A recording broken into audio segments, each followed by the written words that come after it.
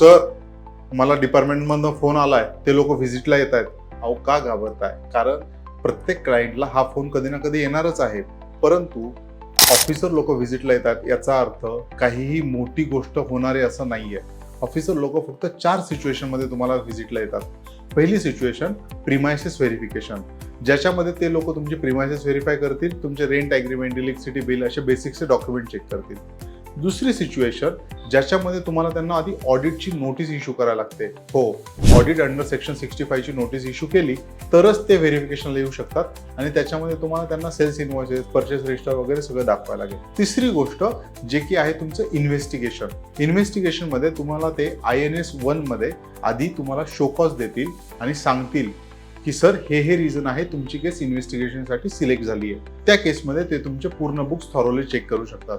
आणि फोर्थ आणि सगळ्यात क्रुशियल गोष्ट जी आहे, जी तुमच्या केसमध्ये मे बी येणारही नाही, ती आहे सर्च अँड सीझर. त्या केसमध्ये ऑफिसर लोक तुमच्या लॅपटॉपपासून मोबाईलपर्यंत सगळ्या गोष्टी चेक करू शकतात. पण त्याही केसमध्ये त्यांना जॉईंट कमिशनरकडनं अप्रुव्हल लागतं आणि तुम्हाला रिझन द्यायला लागतं की केस तुमची सिलेक्ट का झाली आहे. तर तुम्हाला जर काय डॉक्युमेंट्स मेंटेन ठेवायचे हे पाहायचं असेल तर तुम्ही माझं बुक पेनल्टी टू प्रॉफिट वाचा आणि तुम्हाला डॉक्युमेंटेशन पार्ट कळून जाईल. थँक्यू.